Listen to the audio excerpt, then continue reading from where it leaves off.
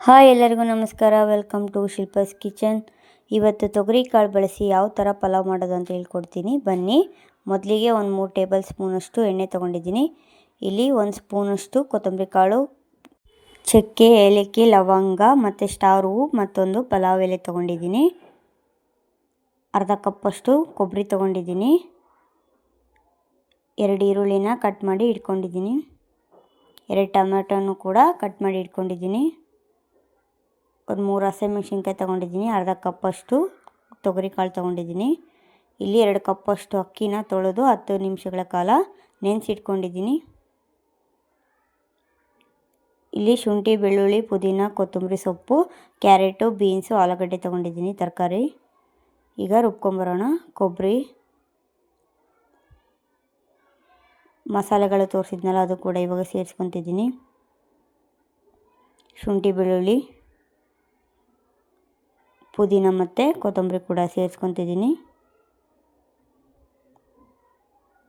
ಈಗ ಇದನ್ನು ರುಬ್ಕೊಂಬರೋಣ ಬನ್ನಿ.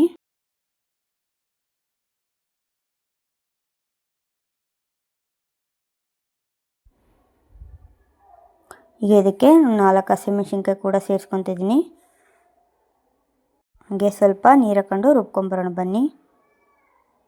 ಇಷ್ಟು ಸಾಫ್ಟ್ ಇದ್ದರೆ ಸಾಕು. ಈಗ ಮೊದಲಿಗೆ ಗ್ಯಾಸ್ ಹಚ್ಕೊಂಡು ಒಂದು ಪಾತ್ರೆನ ಬಿಸಿ ಮಾಡೋಕ್ಕೆ ಇಡೋಣ. ಈಗ ಪಾತ್ರೆ ಬಿಸಿಯಾಗಿದೆ. ಇದಕ್ಕೆ ಎಣ್ಣೆ ಕೂಡ ಈಗ ಹಾಕ್ಕೊತಿದ್ದೀನಿ. ಈಗ ಒಂದು ಅರ್ಧ ಚಮಚದಷ್ಟು ಜೀರಿಗೆ ಮತ್ತು ಚಕ್ಕೆ, ಏಲಕ್ಕಿ, ಲವಂಗ ಮತ್ತು ಒಂದು ಪಲಾವ್ ಎಲೆ ಕೂಡ ಈಗ ಸೇರಿಸ್ಕೊತಿದ್ದೀನಿ. ಹೆಚ್ಚಿಟ್ಕೊಂಡಿರ್ತಕ್ಕಂಥ ಈರುಳ್ಳಿ ಕೂಡ ಸೇರಿಸ್ಕೊತಿದ್ದೀನಿ. ಈರುಳ್ಳಿ ಕಲರ್ ಚೇಂಜ್ ಆಗೋ ತನಕ ಹುರ್ಕೋಬೇಕು. ಈಗ ಈರುಳ್ಳಿ ಕಲರ್ ಚೇಂಜ್ ಆಗ್ತಿದೆ. ಇದಕ್ಕೆ ಕ್ಯಾರೆಟು, ಬೀನ್ಸು ಮತ್ತು ಆಲೂಗಡ್ಡೆ, ಒಂದು ಅರ್ಧ ಕಪ್ಪಷ್ಟು ತೊಗರಿ ಕಾಳನ್ನು ಕೂಡ ಈಗ ಸೇರಿಸ್ಕೊತಿದ್ದೀನಿ.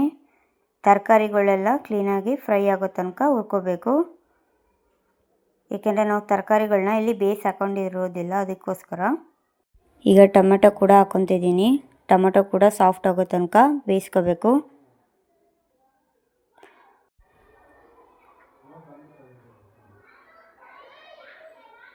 ಈಗ ಇದಕ್ಕೆ ಸ್ವಲ್ಪ ಉಪ್ಪು ಕೂಡ ಸೇರಿಸ್ಕೊತಿದ್ದೀನಿ, ಏಕೆಂದರೆ ತರಕಾರಿ ಕೂಡ ಬೇಗ ಬೇಯುತ್ತೆ.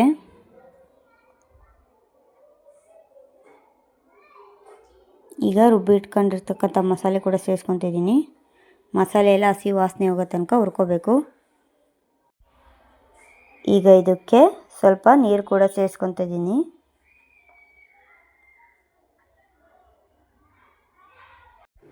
ಇದಕ್ಕೆ ಈಗ ಒಂದು ಅರ್ಧ ಟೇಬಲ್ ಸ್ಪೂನಷ್ಟು ಗರಂ ಮಸಾಲ ಹಾಗೆ ರುಚಿಗೆ ತಕ್ಕಷ್ಟು ಉಪ್ಪು ಕೂಡ ಸೇರಿಸ್ಕೊತಾ ಇದ್ದೀನಿ. ಈಗ ಇನ್ನೊಂದು ಸಲ ಮಿಕ್ಸ್ ಮಾಡ್ಕೋಬೇಕು ಕ್ಲೀನಾಗಿ.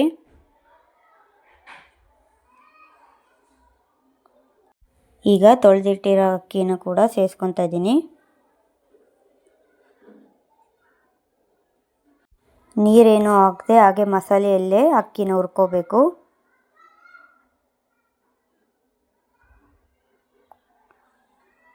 ಒಂದು 5 ನಿಮಿಷ ಹಂಗೆ ಹುರ್ಕೋಬೇಕು. ಹಸಿ ಸ್ಮೆಲ್ಲು ಎಲ್ಲ ತರಕಾರಿ ಆಗಲಿ ಹಾಗೆ ಮಸಾಲೆ ರುಬ್ಬಿರ್ತೀವಲ್ಲ ಅದು ಕೂಡ ಹಸಿ ವಾಸನೆ ಹೋಗೋ ತನಕ ಕ್ಲೀನಾಗಿ ಬೇಯಿಸ್ಕೋಬೇಕು.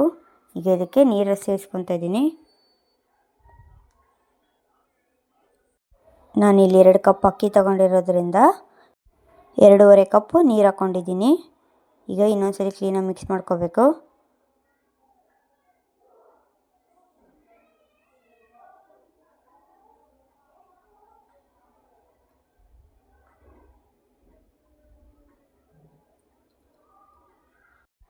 ಈಗ ಪಲಾವ್ ಕುದೀತಿದೆ.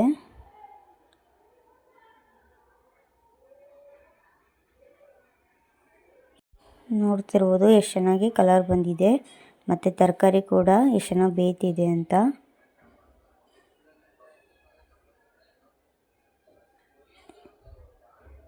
ನಾವೆಲ್ಲ ಬಟಾಣಿ ಹಾಕಿ ಟ್ರೈ ಮಾಡಿರ್ತೀವಿ, ಆದರೆ ಒಂದ್ಸಲಿ ನೀವು ತೊಗರಿ ಕಾಳು ಹಾಕಿ ಮಾಡಿ ತುಂಬಾ ಟೇಸ್ಟಿಯಾಗಿರುತ್ತೆ. ಈಗ ನಾನು ಕೊತ್ತಂಬರಿ ಸೇರಿಸ್ಕೊತಿದ್ದೀನಿ.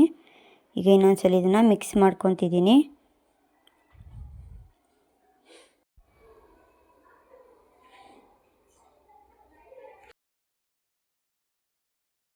ಈಗ ತಟ್ಟೆ ಮುಚ್ಚಿ ಒಂದು 15 ನಿಮಿಷಗಳ ಕಾಲ ಬೇಯಕ್ಕೆ ಬಿಡ್ತಿದ್ದೀನಿ.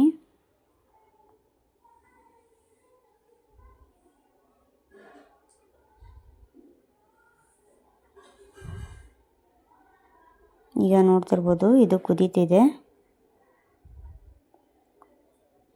ಮತ್ತೆ ಒಂದು 10 ನಿಮಿಷಗಳ ಕಾಲ ಬೇಯಕ್ಕೆ ಬಿಡಬೇಕು. ಈಗ ನೋಡ್ತಿರ್ಬೋದು ಎಷ್ಟು ಚೆನ್ನಾಗಿ ಕಾಣ್ತಿದೆ ಪಲಾವು. ಸಕ್ಕತ್ ಟೇಸ್ಟಿ ಆ್ಯಂಡ್ ಸಿಂಪಲ್. ಇದು ಮಾಡೋದು ಕೂಡ ಅಷ್ಟೇ ಸಿಂಪಲ್ ಇದೆ. ಒಂದ್ಸಲಿ ಟ್ರೈ ಮಾಡಿ. ಸಕ್ಕತ್ ಟೇಸ್ಟಿ ಆ್ಯಂಡ್ ಸೂಪರ್ ಟೇಸ್ಟಿನೇ ಅಂತ ಹೇಳ್ಬೋದು. ಪಲಾವ್ನ ಮೊಸರು ಬಜ್ಜಿ ಆಗಿರ್ಬೋದು ಮತ್ತು ಚಟ್ನಿ ಜೊತೆಗಾದ್ರೂ ಒಳ್ಳೆ ಕಾಂಬಿನೇಷನ್ ಅಂತ ಹೇಳ್ಬೋದು.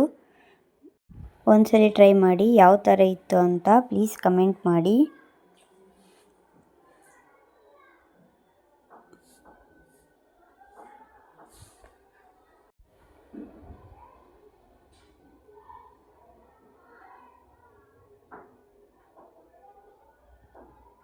ನೋಡ್ತಿರ್ಬೋದು ಎಷ್ಟು ಕಲರ್ಫುಲ್ ಆಗಿದೆ. ಹಾಗೆ ತಿನ್ನೋದು ಕೂಡ ತುಂಬಾ ಸಾಫ್ಟ್ ಆಗಿದೆ. ಹಾಗೆ ಟೇಸ್ಟು ಕೂಡ ತುಂಬಾ ಚೆನ್ನಾಗಿರುತ್ತೆ.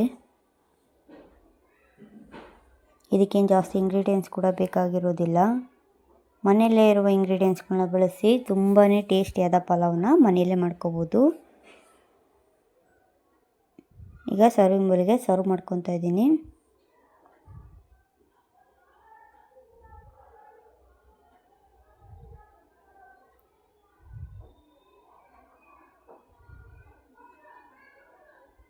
ಪ್ಲೀಸ್ ಈ ವಿಡಿಯೋ ಇಷ್ಟ ಆದರೆ ಲೈಕ್ ಮಾಡಿ, ಶೇರ್ ಮಾಡಿ. ಹಾಗೆ ಶಿಲ್ಪಾಸ್ ಕಿಚನ್ನ ಸಬ್ಸ್ಕ್ರೈಬ್ ಆಗೋದನ್ನು ಮರಿಬೇಡಿ.